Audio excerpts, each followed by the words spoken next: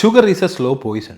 നമ്മളെല്ലാം കേൾക്കാറുള്ളൊരു വിഷയമാണിത്. നമ്മൾ ഈ കാലഘട്ടത്തിൽ ഈ ഷുഗർ കട്ട് എന്നൊക്കെ പറഞ്ഞ് ചെയ്യുന്ന ഡയറ്റ് ഒരു വലിയ പൊട്ടത്തരമാകുന്നതിന് റീസൺ എന്താണെന്നറിയാമോ? ഈ കാണുന്ന പഞ്ചസാരയിലും മിഠായിലും മാത്രമല്ല ഗ്ലൂക്കോസ് എന്ന് പറഞ്ഞ മോളിക്കൂളുള്ളത്. അത് നമ്മൾ എല്ലാ ദിവസവും കഴിക്കുന്ന പുട്ട്, പൊറോട്ട, ചപ്പാത്തി, ചോറ്, ഇതിലെല്ലാം ഗ്ലൂക്കോസ് ആണ്. അപ്പോൾ നമ്മൾ എപ്പോഴൊക്കെ ഈ ഭക്ഷണം കഴിക്കുമ്പോഴും നമ്മുടെ ഷുഗറിൻ്റെ സ്പൈക്ക് കണ്ടമാനം കൂടും. യഥാർത്ഥത്തിൽ ഷുഗർ എന്തുകൊണ്ടൊരു വില്ലനാകുന്നു എന്നറിയണമെന്നുണ്ടെങ്കിൽ നമുക്ക് നമ്മുടെ ഹിസ്റ്ററി അറിയണം. ഒരു 450 കോടി വർഷമായി നമ്മുടെ ഈ ഭൂമിയുടെ പ്രായം. അതിനകത്ത് 12,000 വർഷമായുള്ളൂ മനുഷ്യൻ കൃഷി കണ്ടുപിടിച്ചിട്ട്. 12,000 വർഷങ്ങൾക്ക് മുന്നേ മനുഷ്യൻ ഹണ്ട് ചെയ്തും ഗ്യാദർ ചെയ്തും ആണ് ഭക്ഷണം തേടി കണ്ടുപിടിച്ചുകൊണ്ടിരുന്നത്. മൃഗക്കൊഴുപ്പും മൃഗത്തിൻ്റെ മാംസവും ഇടയ്ക്കിടയ്ക്ക് വരുന്ന ഈ സീസണൽ ഫ്രൂട്ട്സും ഒക്കെ ആയിരുന്നു അവൻ്റെ ആഹാരം. ആ കാലഘട്ടത്തുള്ള മനുഷ്യന് ഒരുപാട് ദൂരം നടക്കേണ്ടതായിട്ട് വരും, മൃഗങ്ങളായിട്ട് ഫൈറ്റ് ചെയ്യേണ്ടി വരും. പല സീസണിലും ഉണ്ടാകുന്ന ഫ്രൂട്ട്സ് മാത്രമേ അവന് അവൈലബിൾ ആവുള്ളൂ. എന്തുകൊണ്ടാണ് നമ്മുടെ തലച്ചോറ് ഇത്രയും ഡോപ്പമിൻ അല്ലെങ്കിൽ സന്തോഷം ഉണ്ടാക്കുന്ന ഹോർമോൺ ഇത്രയും നമുക്ക് തരുന്നത്?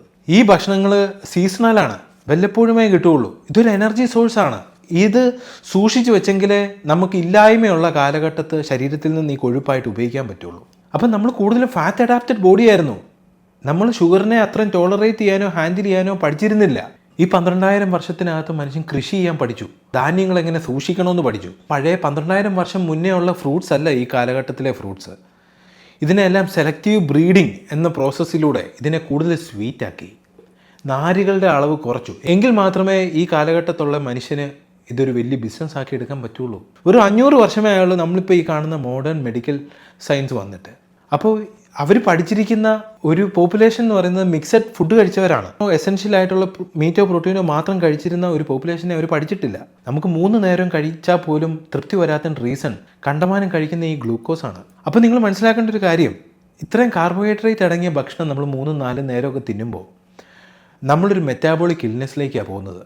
Fatty liver, type 2 diabetic, insulin resistant, high inflammation എന്നുള്ള കണ്ടീഷനൊക്കെ വരുന്നത് ഹൈ ഷുഗർ ഇൻടേക്കാണ്. അപ്പോൾ കൂടുതൽ ന്യൂട്രീഷനെ കുറിച്ച് പഠിക്കണമെന്നുണ്ടെങ്കിൽ എന്നെ ഫോളോ ചെയ്യുക. അപ്പോൾ ഒരുമിച്ച് പഠിക്കാം, ഒരുമിച്ച് മുന്നേറാം. ബൈ.